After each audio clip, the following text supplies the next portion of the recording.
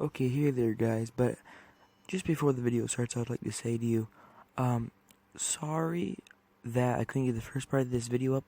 My computer crashed and it lost, so this is what I'm giving you. Obviously, we're doing the Civil War series part 3. Okay, so now that we're over with that awesome intro, what took most of my editing time, well, let's get on to the video. Okay. So, in order to understand, I'm not going to do a recap. I did a recap, but at this point, we'd be doing a recap of a recap. So, basically, please go watch the other two videos if you want to be more entailed with everything that's going on, and you can get a better understanding. But I will do a super tiny recap. So, last episode we discovered that, well, UN is about ready to collapse, so we put them pretty much collapsed. Because of the lack of resources and their one big main ally has been collapsed, well, that's very problematic.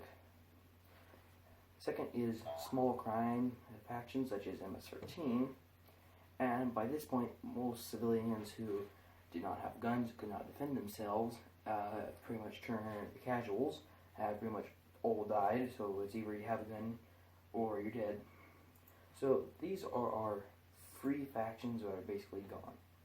Okay, we got a couple factions what are definitely left, and here we go. So we got the white supremacists, we have, well, quote unquote, not white supremacists, they're just white males with an identity, like anyone. And then we have the Bubba Army, Russia's military, the United States military, and there's probably some other faction I swear to God I'm forgetting about, Free Percenters. And I think that's, libertarians. Well, libertarians are mostly even sucked up into their groups or whatever. So basically, they're kind of absorbed. They're not gone, but pretty much absorbed. So we take them off. Now, to make this video work properly, and as the trend of constantly making YouTube videos better, they're going to add in another setting. And this is going to be the timer. So this is the year of what we're talking about. So, basically, those are going to be the years and how the Civil War is going to evolve, and you can see the time marker. Okay, so let's get into it. Now, to make this video work even better, we have a new map system. Map up here.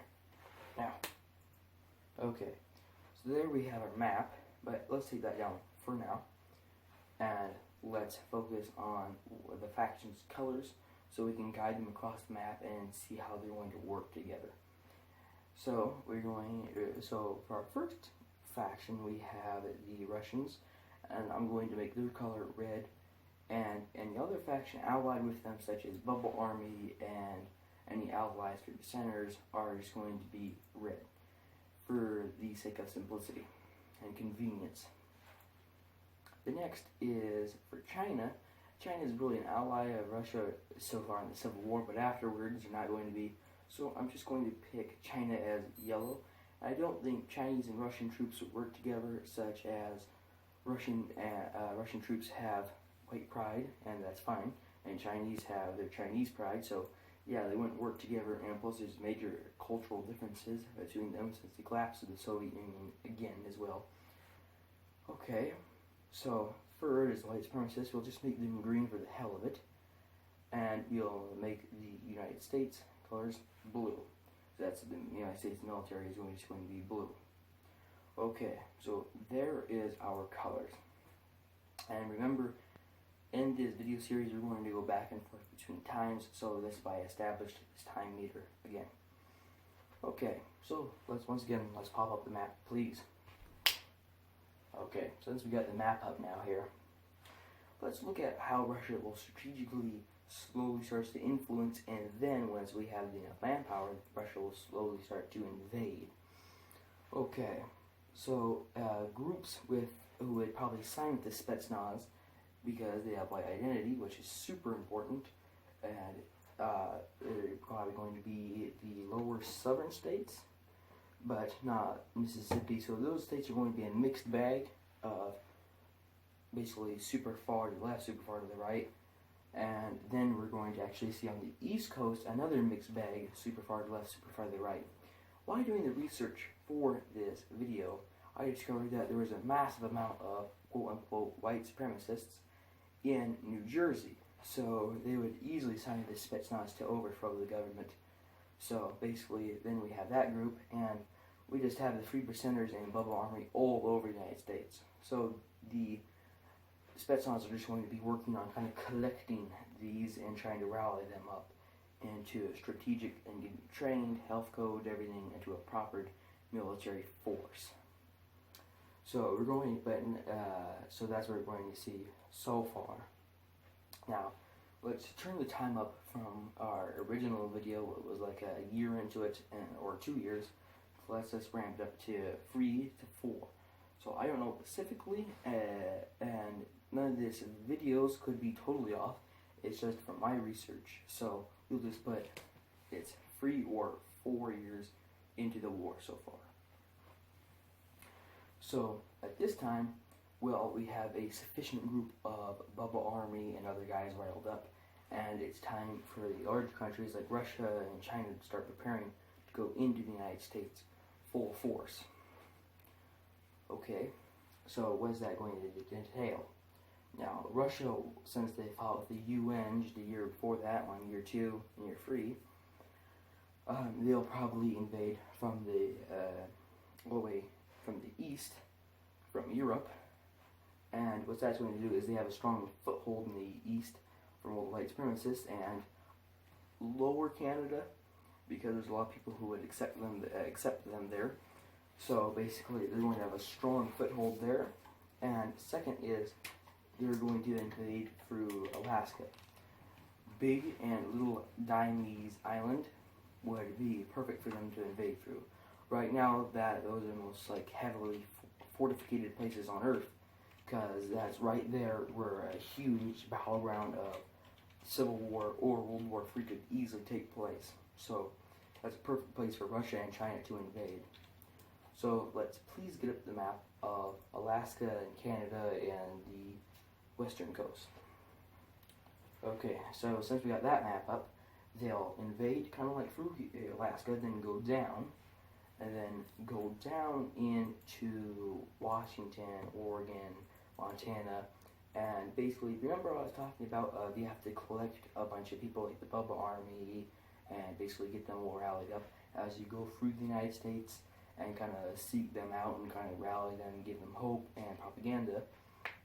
And we're going to see them meet up in like the mid of Canada. So this will kind of be a strong point. So Alaska will easily fall, because you might have been wondering about that, because everything in Alaska is completely shipped. So let's go to Alaska again. So basically, how that's going to fall is Alaska is going to be bottlenecked. By bottlenecked, I mean everything is imported pretty much.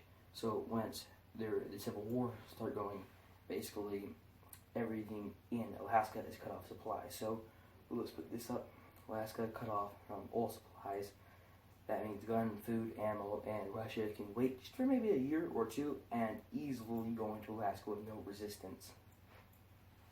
Okay, now what I'm thinking is, let's go down all the way back to Mexico and the Baja Peninsula. Well, let's see here. So basically, I'm thinking that China's going to go through here, so they won't be kind of joined with Russian troops exactly. This is just the scenario that I'm choosing, and they could, and obviously all of South America is super oil rich, and basically you could get a lot of minerals and oil from there. Plus, you could support your ally Russia by cutting off food supplies from the Baja Peninsula from California. So basically, they're just going to go in there, and if the United States will rely on pretty much anything from Mexico, even that's going to be cut off. So we can see the entire west coast pretty completely cut off from everything, and China, let's go to the Pacific, mid-Pacific, is going to invade from the coast, as well as Russia coming around. So the areas that we're really concerned with is the middle of the United States and California, Washington, Oregon, and little bits of Idaho. So those will be the places. So basically I'll put a little blue line going from there to there.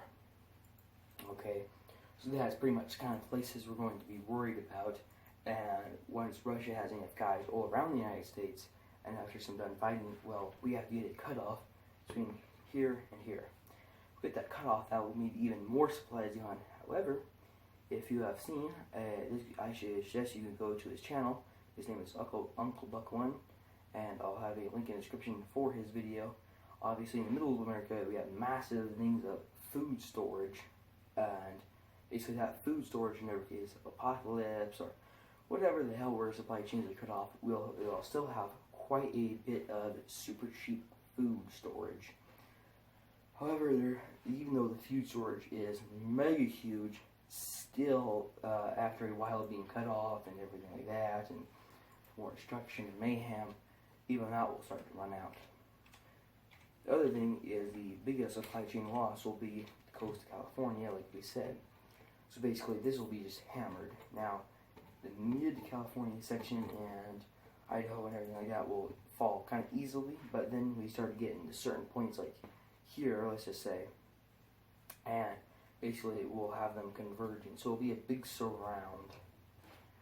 Now, we're running a little bit short on time. We'll have everything written down here for you. Please go watch the other videos, and I will leave links in the description. And it is Des Fox, signing off.